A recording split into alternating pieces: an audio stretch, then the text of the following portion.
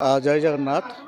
आज हूँ प्रभु मणिनागेश्वर शतमतम वार्षिक उत्सव।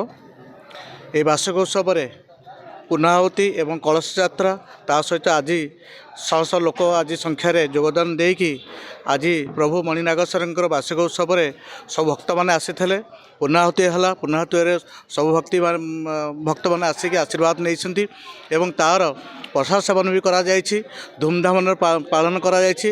धन्यवाद देवी आर्त बाबू तांकर मिसेस को से जहा हो ए अंचल गोटे प्रभुंकर स्थापन करी मंदिर 6 वर्ष है। आज माने हजार हजार संख्यार लोक खाया पिया देकी प्रसाद सेवन करुँच। मणिनागेश्वर प्रभु आशीर्वाद दिंतु ए अनुष्ठान आगू आगू आहरी उन्नति करूँ और समस्ते सहयोग ए अनुष्ठान आगू बढ़ ये प्रभुंकर निकट में प्रार्थना। समस्त प्रभुंकर आशीर्वाद रहू ए अनुष्ठान सबल भल भाव रहू। आम समस्त सामिल होगी आगू बाबांकर ए उत्सवटा को पालन करूँ।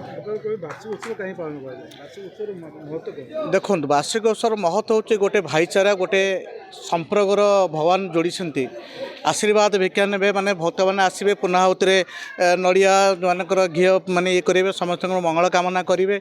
यही जो पुनाहुति हूँ 33 कोटी देवता जो आशीर्वाद भिक्षा सब भक्त आसवे ये यज्ञ हूँ महायज्ञ।